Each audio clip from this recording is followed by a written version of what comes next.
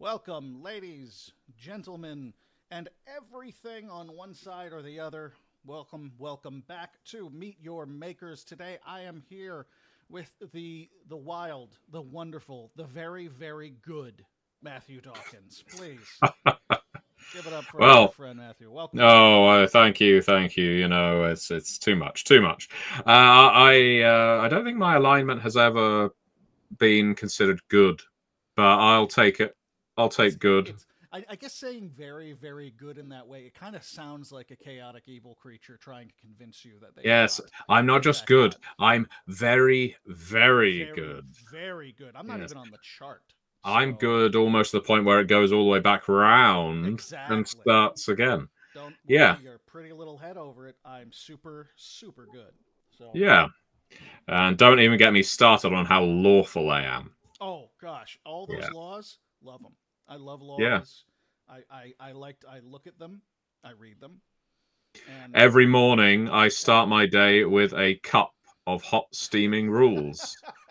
I have a nice hot drink of rules. Mm. I crunch down on some order, Oh yeah. and then I go out for a good run while listening to a podcast all about structure Oh and yeah. bureaucracy and why I believe that the system is exactly as it should be. Yeah, yeah. Yeah. You ever So hear a house lawful good. described as having good bones? Me too. Yeah, yeah. Right in there. Right in there. Well, we've this is the second time we brought you on the show, and with this one, I think there's really only one thing to start right in on. It would be Curseborne. This is our last week with Curseborne in the Kickstarter. Yeah.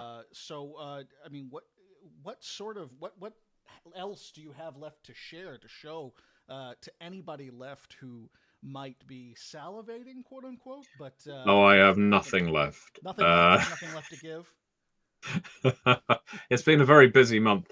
No, the I believe the only chapter left, and I could be mistaken. I believe the only chapter left to drop to backers at this point is the adversaries one, Hmm. which had several excellent authors on, and then I went in and just massacred their work and polished it to a fine shine.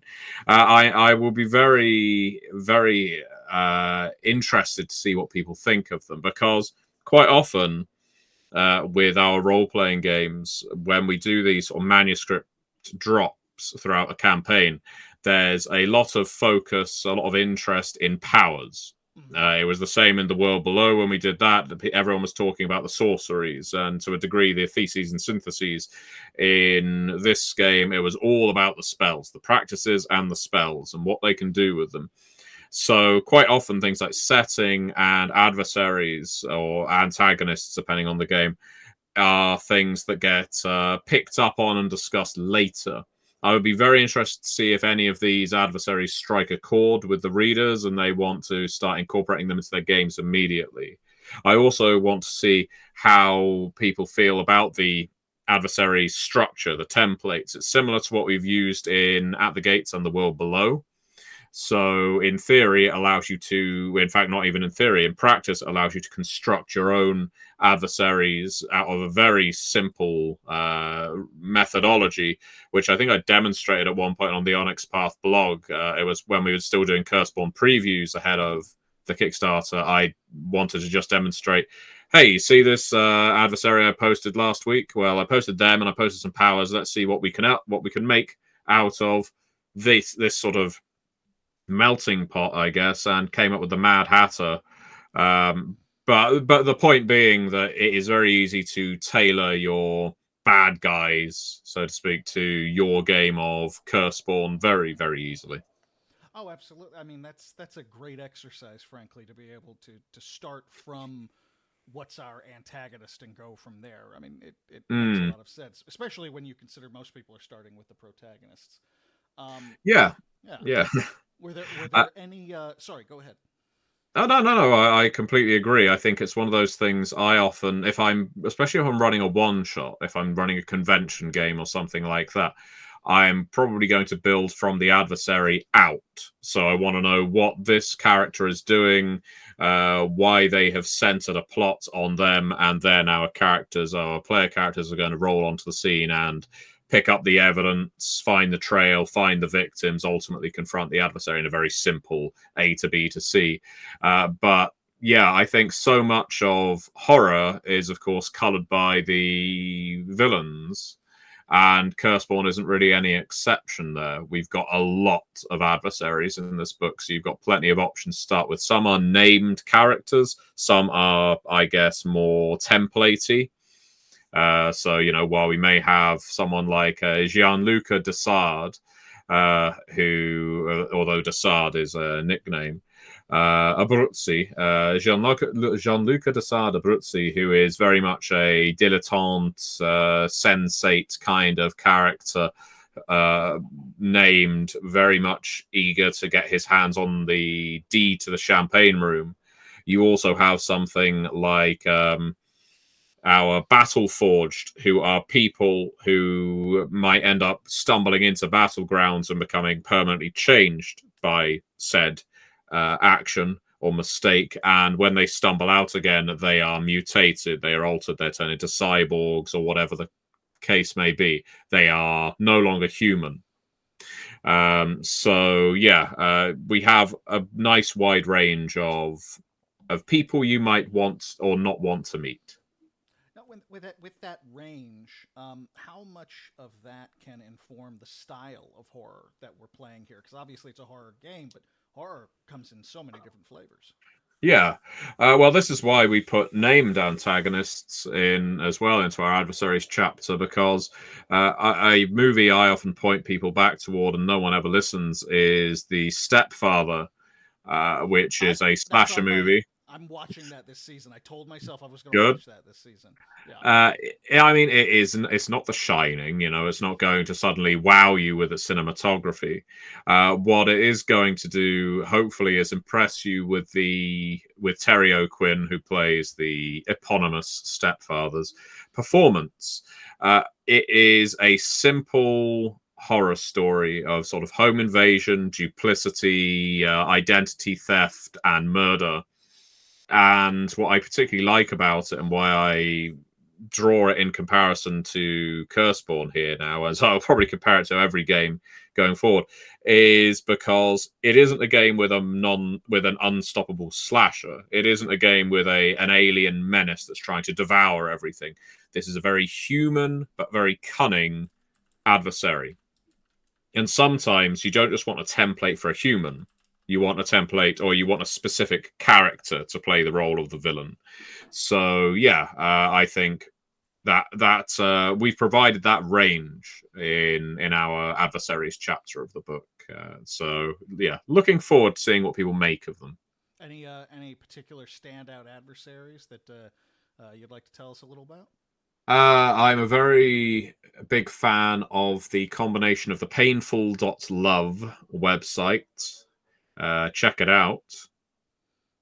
Telling people now, painful.love, check it out.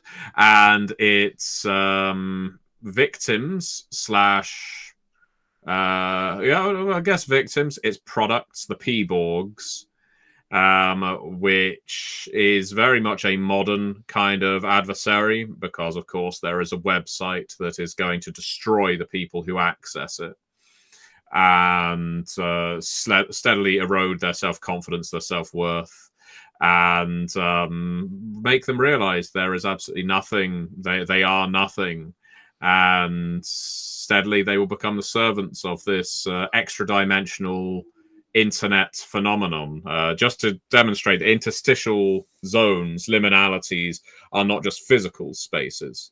They are metaphysical as well, and cyber physical, if that's a word. I am currently on painful.love, and I'm really upset that I'm here. There's something very early aughts horrible internet about how simple and effective this is. Yeah. Oh, okay. Well, I wouldn't know. I've never visited the site. You'd have to be foolish to go there. No, I think I think I'm in a lot of trouble. I think I've. Yeah, this is. It's just because Travis, I think, put it in the chat. So now I'm doomed. That's how it works. I got. Yeah. It's like a Ringu kind of thing going on. You've inherited the cursed videotape, except you've accessed the cursed website. So Maybe you'll type your details in there, think you'll get lucky, go dating. I know that's not on the cards for you, Phil. No. You're happily settled man, but there's going to be some people who are feeling single and anxious. They're wondering why Grindr or Tinder or Mumble or Grumble or any of these other dating apps I don't know about because I'm too old aren't working for them. So maybe painful.love, because they are suffering from pain. They don't like themselves. They've been rejected too many times. So maybe they'll find a sympathetic voice on painful.love. Maybe you will. Maybe one lucky person will access that website and find the right voice asking after them in return. I love it. On a It could side be note, you. I think Grumble sounds like a fantasy dwarf dating app. Well, let's mark that down for a game in the future. I'm gonna have to set that one up. That one's that's a gimme. That's an easy Grumbler. Grumbler. Yeah. That sounds like a euphemism for something else. Oh yeah. You could use that for a lot of stuff. When it comes to, I know that this has been addressed, but it's something I'm guilty of as well. The thing that I think a lot of what I'm seeing, and again, I'm guilty of this just as much as anyone else, is comparing Curseborne to the Old World of Darkness, Chronicles of Darkness, that sort of thing.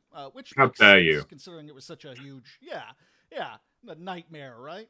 But in its own way, how would you say this sets itself apart from those? Aside from obviously, there's that has 30 plus years of lore and all that stuff.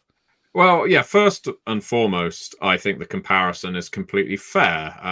It would be disingenuous of us to say that we weren't influenced on some level by our work on the World of Darkness, Chronicles of Darkness, on other companies' work, on games like Urban Shadows and Delta Green and any number of horror games, and then horror media like the X-Files, and I've made videos about the works of Stephen King and David Lynch and Jordan Peele and so forth. So yeah, there are lots of influences, and people are going to make that connection immediately to the World of Darkness and Chronicles of Darkness because we've worked on it, and that's totally fair. And I think the thing that really sets this apart, not to be too glib, is a completely different world with completely different rules for, I guess, being, where these accursed come from. They are not the same characters you were playing in those games. While the system is familiar, D10 dice pools, it is ultimately a different system that works in a different way. The way your characters will navigate that system, the way they will gain their spells and practice their abilities is different. The entire I guess, liminal setup of the world is likewise different to either of those games. So I tell you what, Phil, rebutting, why don't you tell me where this game is the same as Chronicles of Darkness and World of Darkness? I can think of several games that I've known people to attempt at bringing Wraith and Werewolf and Changeling and Vampire together, and they were all just nightmarish failures because there's always something that goes wrong with that. And don't get me wrong, that there are, of course, we have our Hungry lineage, and it is made up of various vampiric families. So you could easily say, well, Vampire the Masquerade, Vampire the Requiem, now you've got Hungry, why are you just filing the serial numbers off? And that isn't what the Hungry are. The Hungry are, I guess, defined by their need to consume, and hence the name the Hungry rather than Vampire. And while all of them can subsist off of blood, every single one of them would prefer, whether they like to admit it or not, to subsist off something usually far more damaging than blood. Not always. I've made it clear, certainly on several posts and podcasts, that there isn't some morally grey line that every single family is occupying. in Curseborne, where you can say, well, the heirs are bad, but the Blackhearts, that they must be equally as bad in some way. No, the heirs probably are the heirs or the Verari are probably the worst families of the Hungry. The Verari want to eat your soul. The heirs want to eat your heart. There is not much getting around that. Mortal injury, one spiritual, one physical. I mean, hell, the Iscariots might just suck the flesh off your fingers and leave it there, but they can equally eat you entirely. So the reason I mention that is because I think that is very distinct from the way the clans are presented in World of Darkness, where I'm as guilty of this as anyone else. Mealy-mouthed, trying to justify how, well, the Setites or the Ministry, they're not actually there to corrupt you. They're not devil kindred. They're trying to free you from the shackles of your antediluvian, and it's just the tools they use. No. Let's present it as it actually is. The Setites are corruptors. They are devils. They may dress it up as something else, but ultimately it is far worse to make a deal in the long term with a Setite than it is with, let's say, a Nosferatu, the average Setite Nosferatu. And so in Curseborne, I think we have been more transparent with the fact that, yeah, the Sphinx and the Hides out of the Primals, they're assholes. They're assholes in different ways. Doesn't mean your character has to be. And in fact, I think that is precisely what sets up an interesting character journey in Curseborne. You immediately have the backdrop of your family are some sons of bitches, and you aren't going to want to play their game. Or maybe you are, and maybe you're that kind of character instead, because there's no humanity tracker, there's no moral punishment that's going to beat you down for being like your family, other than the fact that you might lose some friends and contacts and become a monster as a result. So it's still a playable monster. It's just you're making a decision about how your game of Curseborne is going to go, rather than us saying, well, you can't play that character anymore. So it's, again, to go back to the original point, the comparisons are obvious, and it would be foolish of us to deny them. We have werewolves, we have vampires, we have sorcerers, so mages, and the dead. This is a horror game, so staples of horror are going to appear in it. But we have presented all of these in ways that I would hope are suitably distinct from any one clan or any one tribe or tradition. I think they're new ideas, and I'm very glad of that, because they were a lot of fun to write. Oh, I believe it. I mean, and we've got Travis in the chat actually talking about next weekend he's playing the first time he's playing a primal of 8 hands. And that was one that I got to the primal section and I was like, okay, all right, we got lichens. That's sure, absolutely. And then I feel like that one was such a curveball for me, in the sense of, oh, okay, yeah, we're really not just, there's a lot more to this in terms of what a primal is, for example. Yeah, and I'm very quick to jump on the Get of Leica and say that while there is you can easily find a Werewolf the Apocalypse attachment, because the word get appears in their name, and Leica sounds like lycanthrope, although that word isn't often used in the werewolf games. They seem to be a more brutal kind of family, in the sense they're quite combat oriented, but not how everyone would necessarily first expect. I think what makes the Get of Leica so distinct from the tribes in previous werewolf games we've worked on is, almost more than their combat focus, they have a protection focus, a sanctuary focus. It can extend to territory, but they are almost the guardians of their crew. They will sacrifice themselves. They will sacrifice everything to keep their friends and family safe. And beyond that, even, and this is something that we never touched in the other werewolf games, is the elemental aspect of the primal. It's something we've only really touched on narratively, but it's been interesting to see how much people have engaged with it. The idea purported by, I think it's the Raptors. I mean, I wrote this, but I can't remember at this point, that every family is elemental in their own way, and the Raptor, speaking about it, compares them to certain elements. This doesn't assign them an element. I'll hasten to add, they're not on a grid that this is the fire family, this is the water family, and so on. But for example, the Get of Leica are the rolling storm.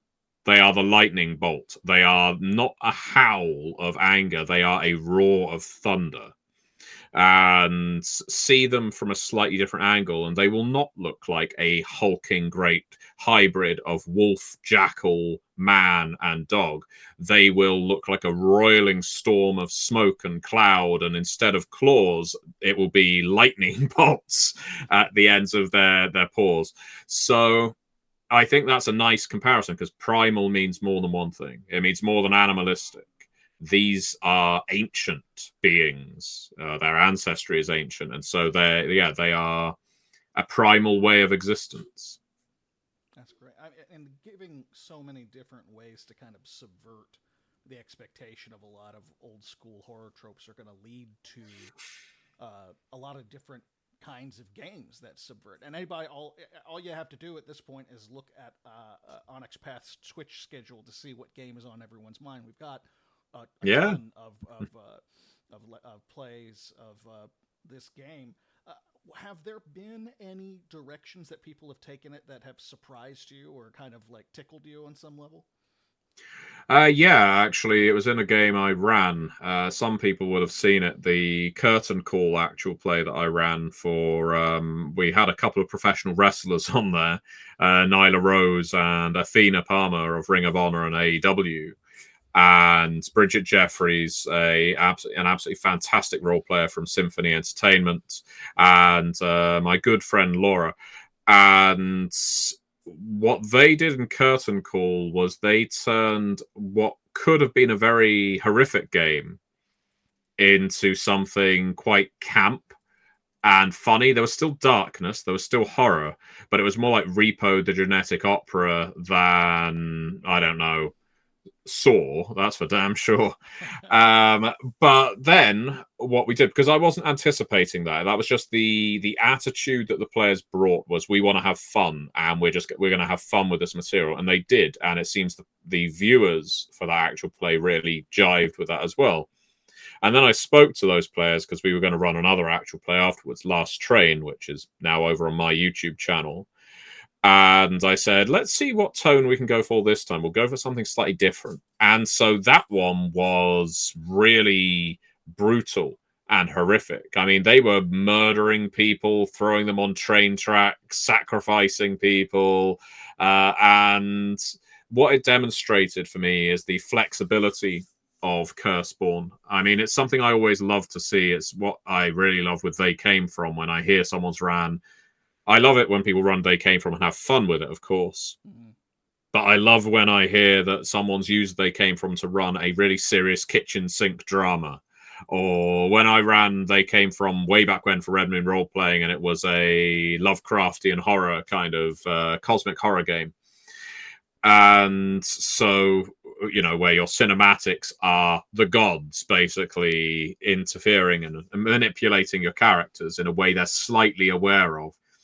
So, yeah, it really thrilled me to run Curseborne for the same group twice and have two completely different experiences. They were playing different characters each time, and yet the plot followed on from the previous one.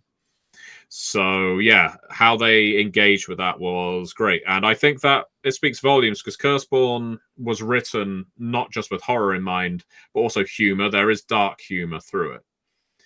And I think that some people get a bit sniffy about the idea of comedy appearing in games, but even all of the World of Darkness games, hell, all the Chronicles of Darkness games, there is humor in there.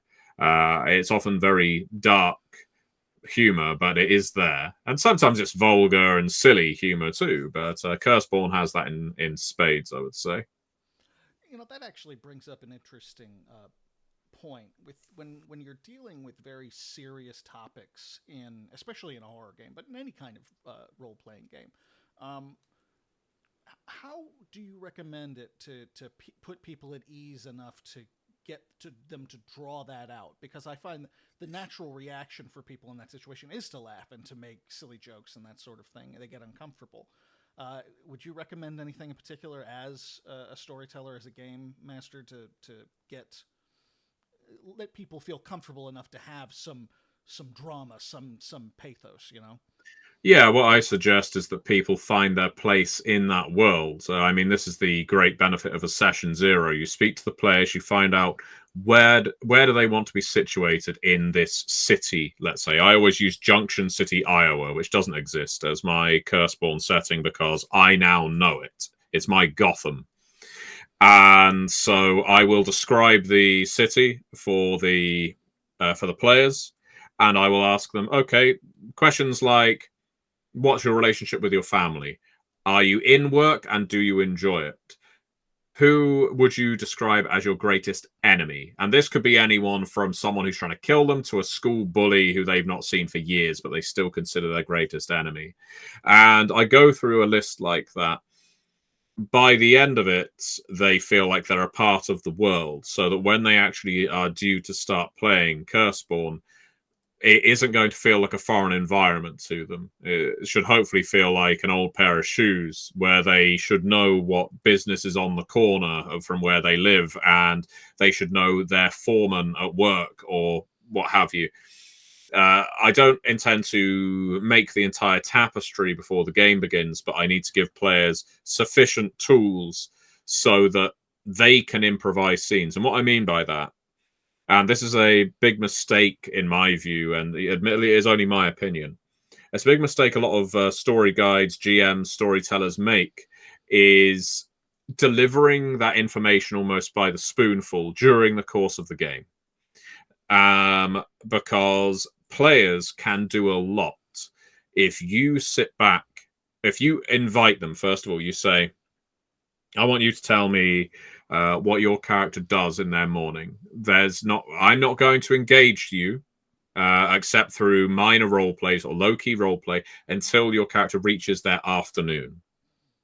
And so you basically put the player in the position of their character. What would they do on their average morning? Who might they see? And it's through that mundanity, it's picking up the little hooks here, there, and everywhere that they are going to start telling their own stories.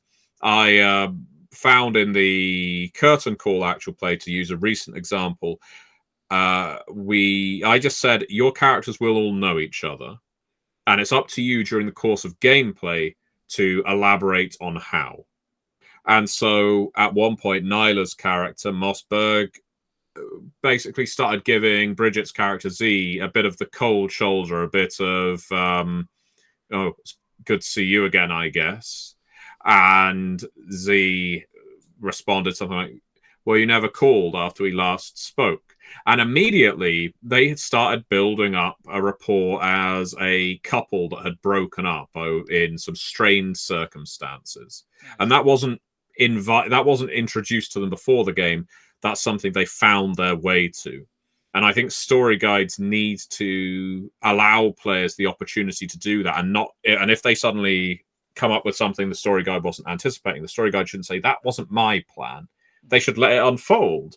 And for all you know, the story guide may end up with a very easy night off because all the players will be interacting with each other at that point, and that can be a joy, I think, to observe as a story guide. Much more fun than dragging everyone around by the nose. And they'll thank you on the way out the door for setting up such a great game.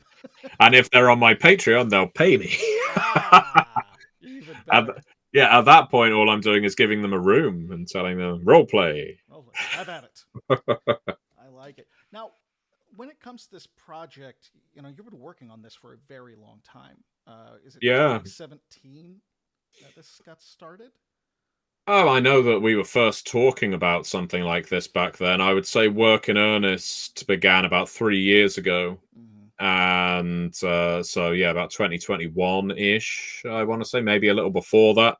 And we've had a lot of iterations. This is, as Eddie would describe it, an iterative process. We've, I think, we hired a couple of teams of writers. I want to say two teams of writers to come up with their best ideas. And this wasn't with a means to incorporate all of them holistically. It was so that we had some fantastic ideas, and then we, as developers, as I guess in-house writers, could look at what we wanted, put stuff together, chop away the bits that didn't work, not because they were bad necessarily, but just because they didn't work in the vision that was coming together. And then when you finally get to the manuscript that's released now, barring any feedback that we've received that we may wish to incorporate, it is a refined version of the Curseborne iterative process that's been, I guess, through the mill a few times. There's always a risk when you do something like that, and we haven't done it often, but there's always a risk that you could dilute instead of refine. If you have too many ideas on the table, too many authors, too many cooks, you can make a game that lacks all flavor and has no direction. And I feel that we have done the opposite of that. I think we have really taken some fantastic ideas, really made a fine mix, and yeah, presented it as Curseborne. I'll try not to keep putting cookery metaphors in because there's only so far you can stretch it. I just ate, so you can't hurt me. I'm good. I'm fine. Uh, now, putting something like this out into the world as an author is very different from putting out a novel, say, where it's just meant for someone to curl up and absorb and consume. Uh, what excites you the most about having this come out in its fullest form? I think it's going to be a combination of knowing that people will read it, enjoy it, and most importantly, play it. Though I know there are plenty of our fans and customers who will buy our RPGs and never play them. They will buy them to read them and they'll have fun with that. I know there are a lot of World of Darkness fans that still do that to this day. Uh, they don't play WOD, but they read a lot of it. I mean, for a long time, that was me. That's how I came to absorb so much World of Darkness knowledge over the years. So, but that said, I think when I go to a convention and I see Curseborne on the list, like I did this year at UK Games Expo, and I saw They Came From Games on the list, or other games we'd worked on for people to sign up to, or that were fully booked. It isn't that I'm gratified that the game is popular. I'm gratified that there's people engaging with it. There's people who have been inspired by it. But I don't get precious about these things. I don't think it's healthy to. It would be one thing if this was the one game I had created. I am obviously proud of our material here. Or no, that's the wrong word. I appreciate the work we put in. Pride kind of almost diminishes appreciation in a way. If that makes sense. I think that the fact is we work on so many games, and if you do this as a full-time career like some of us do, you have to keep making fresh games. You can't put all of your hopes on one game, and if it succeeds or fails, either feel buoyed or deflated. I think it's natural to have feelings, obviously, but you also, I think, have to be prepared to say, this either made it or it didn't, and then what am I working on next? Which can be challenging, but I think these days, yeah, if someone posts online, I really hate Curseborne, or They Came From sucks, or the world below is just the Underdark without the Drow, or something like that, I don't care. I don't care that you don't like it. There's plenty of things I don't like. The difference is I don't post about it. So, you do you, and I will engage with the people who do like it. I think that's what's happened with gaming these days. It has become pretty specialized. That if there's something you don't enjoy, well, there's a lot out there on the table. Just move along. Well, I mean, you could say that about any fandom, really. I think that the idea of toxic fandoms is, of course, a real one. And I think it's healthiest for people who identify that and get down about that to rather than it sounds like appeasement, but rather than fighting your corner and trying to redeem a mob that you can't actually penetrate, access, or otherwise sway, find something else that doesn't have this, or even better, don't engage with the fans. Yeah. Oh, I, yeah. I am more than happy to engage with Curseborne fans. They're all being incredibly enthusiastic, and all their feedback, even where it is critical, has been helpful, especially at this stage. But yeah, if I encounter someone in the wild who says I really hated your work on Curseborne, I'll probably say, well, thanks very much for letting me know, and that will be the end of the conversation. Yeah. I don't. I gain Fine. nothing. Yeah. I gain nothing from your opinion.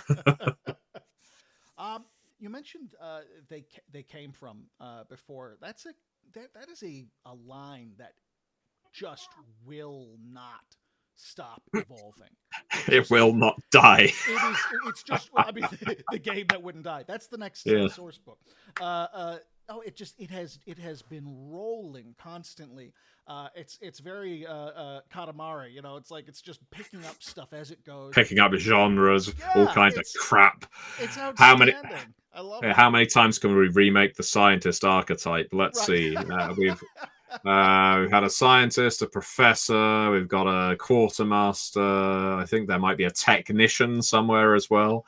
And actually, on that note, in RPG Anthology, up until I think the last possible moment before the Kickstarter or back a Kick campaign, I can't remember which now, the crowdfunder, we had some reused archetypes from Beneath the Sea, and I think they came from Outer Space, which is it came from Beneath the Sea's earliest supplements, which very few people, I think, are aware of, but it is out there. They came from outer space because of all these people that said, can I run Beneath the Sea, but the aliens are coming from space? And said, yes. Yeah. It's a title. The glowing people who fly around their starfish-shaped ships can easily descend as well as ascend. But, yeah, we had some archetypes that were being reused. And I said that was fine in the outline for the writers. And then I was going through the entire manuscript and I realized, you know what? Every other chapter has got new archetypes, even when they're variations on an existing theme. So let's change the ones in this and this where we've repeated. So we created some new tropes. So that, as you say, we are picking up new things despite ourselves. We are expanding. They came from when we could just say, refer to this book. Nope. It's a new game. Every single one is a new game that is compatible for crossover. I think it's the thing that I think a lot of people are scared of crossover. I think there's been a lot of games in the past that have discouraged it. The World of Darkness, for one, and I love the World of Darkness, but it was obviously always anti-crossover by design. Sure. I mean, they were supposed to be siloed games at first, and people naturally wanted them to cross over. They had bad experiences with it. It was then written into the meta plot why they couldn't cross over in revised edition and so forth. But with Curseborne as a very good example here, where you can have all these lineages and families mixing up, they came from is the same. There is absolutely no reason why you cannot have archetypes that appear in Beyond the Grave, appear also in Classified, or archetypes from Beneath the Sea appearing in Camp Murder Lake, or all of the very many RPG anthology genres. While some of those are, I guess you might say, more specific, that going back to the word refined, I think it's therefore fun to look at. They came from Bridgeton Rectory and take one of your cowboy kind of archetypes from they came from Cowboy's Gulch and have them show up at Bridgeton Rectory and say, afternoon, ma'am, I'm just over here from the across the Atlantic. I want to court your daughter. Or words to that effect. And then you've got a different kind of... Yeah, You've got a different kind of story, and there's nothing to stop you because the system is the same for every single genre. I want to see a director, our name for GMs, in They Came From, run They Came From the RPG anthology game where every character is an archetype from a different chapter. And not to be ridiculous with it, not to be gonzo wacky with it, but to actually make a plot that holds up. And I think you could easily do it with someone from the Wild West, someone from the Mean Streets, that's Noir, someone from Bridgeton Rectory, maybe. It'd have to be an early sort of 1920s, 1910 era. So we're looking more Deadwoody, I think. So that's 3, and who knows what can we do for a 4th, Phil? Who's our 4th character? Where's he going to come from, or she, or they? Murder. Okay, yeah, we'll go outside of RPG anthology. Let's have No, we'll do that. We'll stick Jock. No, an innocent. Innocent works very well. Very well on that. Yeah. Eminently doable and exactly the point of a game like They Came From the RPG anthology. Has anyone ever taken the system and really surprised you with it? Really, it was something that you just didn't expect them to be able to do with the game, or you wouldn't have thought of? Yeah, Michele Marsala, my co-developer on They Came From the Cyclops' Cave, is the only person, I hope I'm not doing anyone a disservice, to develop a They Came From book, Bionics Path, so not a Story Path Nexus one, in the form of They Came From Witchfoot Academy. And this was a genre I wouldn't have ever considered putting in a They Came From game, magical schools, and it's because it's a genre far beyond Harry Potter, thank goodness. Oh, absolutely. And yet one I have zero exposure to, whereas Michele is something of an expert on this kind of thing. And so seeing someone turn They Came From into a piece of media about which I know nothing, and making it hang together and work together so incredibly well. I was very fortunate to get to work on the fiction for that. Otherwise, that would be the only They Came From book I've had no involvement in. I didn't insist. I didn't bully my way on. And to see that book come together and how well it hangs together, I'm really looking forward to seeing how the They Came From fans and the Magical School fans react to that. And of course, I want people to enjoy my fiction as well. Oh, of course. Now, this might be a silly question given how much you've been working on Curseborne lately. Do you have any other projects you're working on right now? Monster Kingdoms is the big looming one. I'm currently, that's the next in the Earthbane cycle. So we've got The World Below at the gates. Monster Kingdoms is 3rd. And that is our game where you, inhabit the Monster Kingdoms of the title, a landmass that was at one point controlled by a central empire, the Nythera Empire, which largely controlled by the time of its breakdown through trade, almost like a mercantile setup where they controlled every river, every major road that went through, and also formed the borders between the 13 or so monster kingdoms surrounding. And it's a game where you are playing, evil characters. You are playing monsters. Yeah, you could play them as good and redemptive and wanting to fight back against the system. And I think that's partly going to be in it as well. But the idea is you are going to be monsters and you are going to do monstrous things. And I do love some of the ideas, or all of the ideas that have gone into the conceptualization of that game. And I look forward to starting working on it properly because I've already written the world Bible for it. The other game is Trinity Continuum Steam Wars, which Eddie Webb and I are currently in the midst of redlining.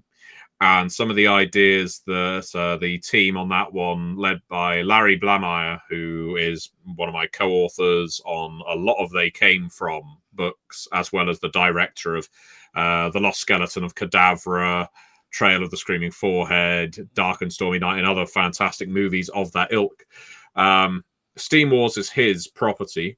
He is letting us use it for a Trinity Continuum game.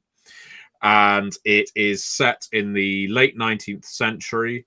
There is a new ore that has been discovered that is referred to as condensed coal. It is very volatile, and it is what allows these steam rigs to basically march around and roll around the land and change the face of Europe, North America, and Asia, as it is affecting the northern hemisphere first, ascending around the northern hemisphere, starting at the Arctic and working its way down, as this sort of transfiguration of elements turns things into condensed coal.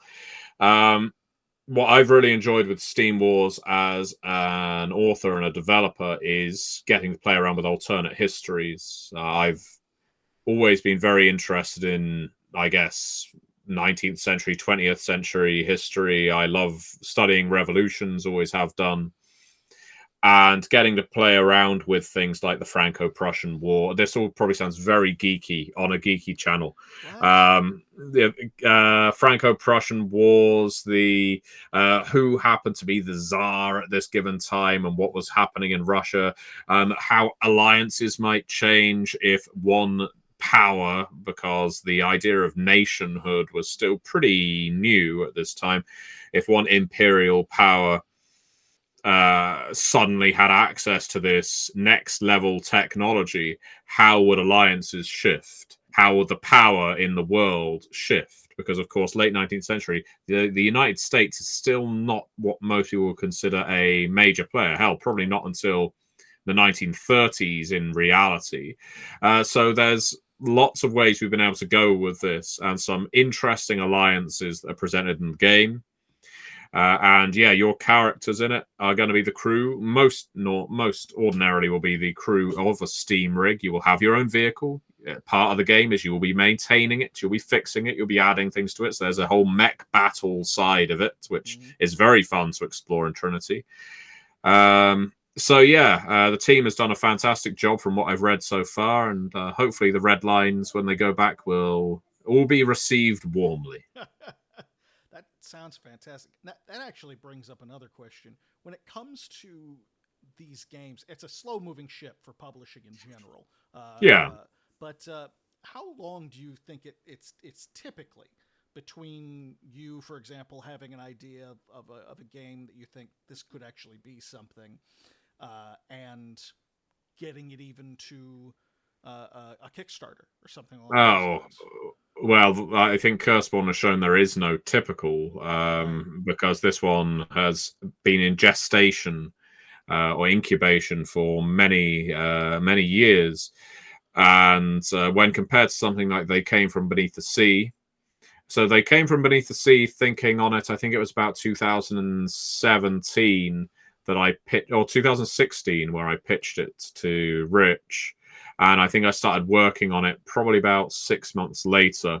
And then it was probably about a year and a half, 2 years later that the PDF came out.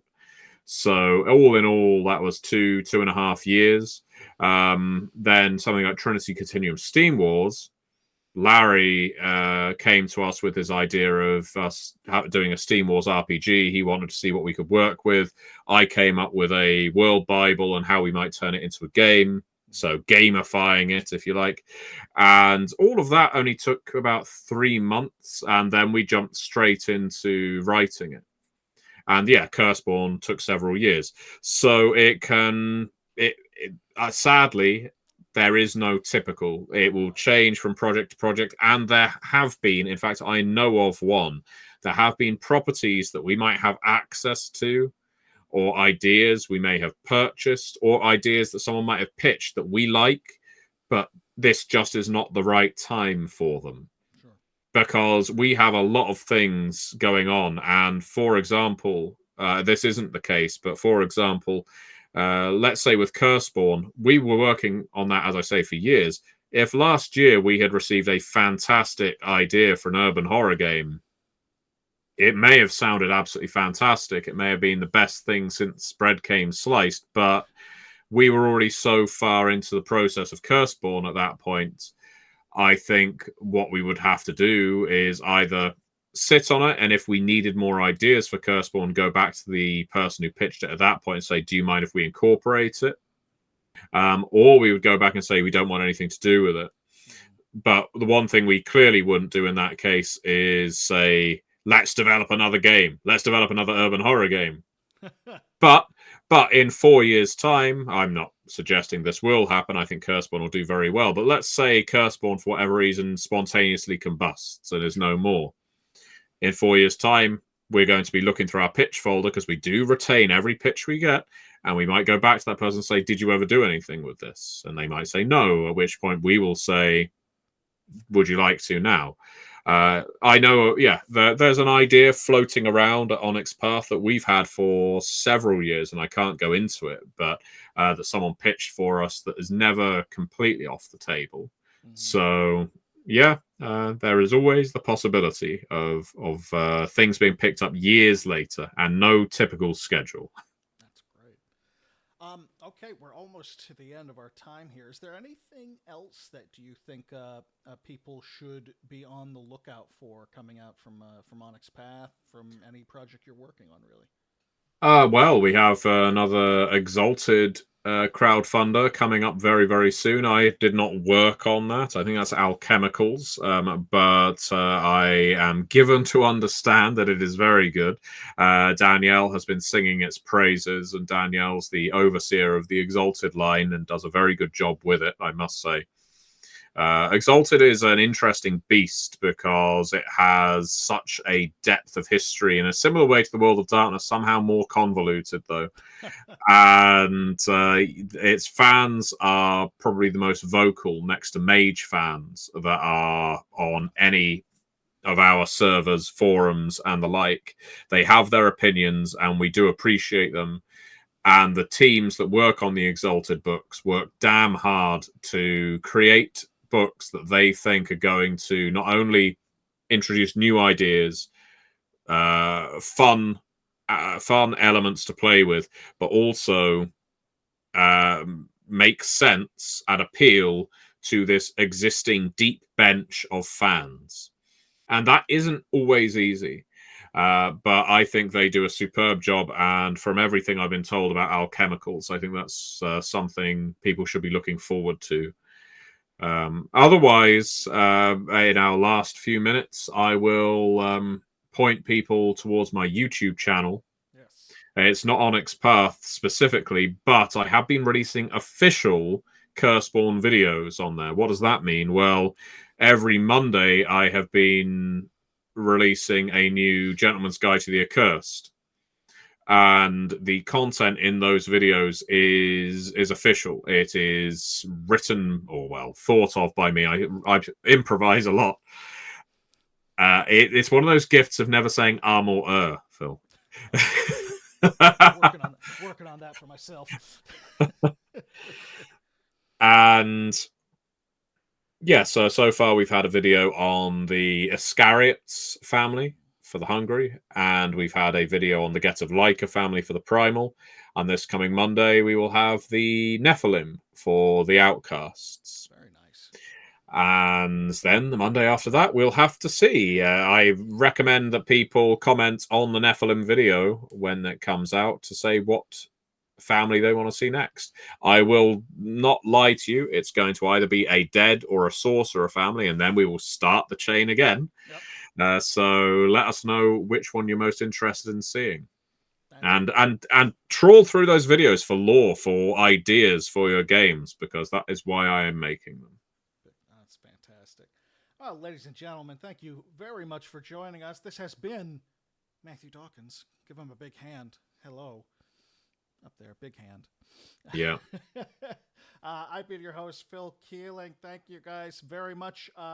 Not this Saturday, but the 9th. Next episode will be on the 9th, and we will be having the aforementioned Danielle Luzon on here. So be sure to join us then. I'm sure we'll get more into Exalted. But in the meantime, thanks.